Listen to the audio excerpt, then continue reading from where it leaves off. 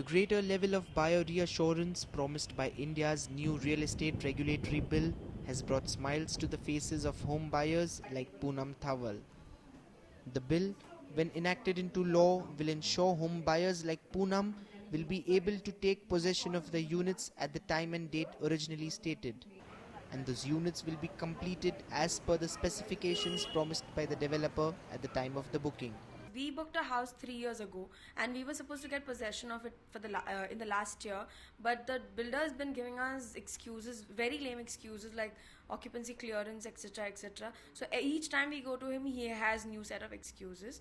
Probably when the bill comes in, we will get what we were supposed to get a year ago. It'll be a little later, but of course I'm sure we'll get it. The real estate bill is very beneficial for the buyer because he would get the possession of his house on the due date given by the builder. Accordingly, it is beneficial for the builder also because the buyer would be compelled to give the installments on time, and hence there would be no resource crunch. Also, this bill makes it very clear what is the carpet area, and the buyer would know what space he is getting for the house. According to the bill, a real estate regulator will be set up in every province. Developers will need to get all their projects registered with the regulator before selling any property units. Applicable only to residential buildings, developers will now have to deposit 70% of funds received for a particular project in a separate bank account to cover the construction cost of that particular project. This provision has been made to discourage developers from diverting funds from one project to another, a kind of property development Ponzi scheme which often results in very long construction overruns. The bill is also aimed at putting an end to misleading advertisements about new property developments.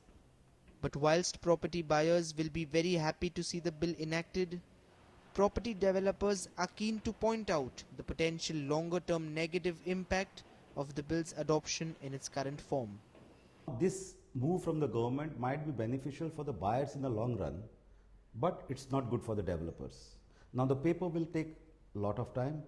It will mean delay in the completion of projects, and it will eventually lead to property rise.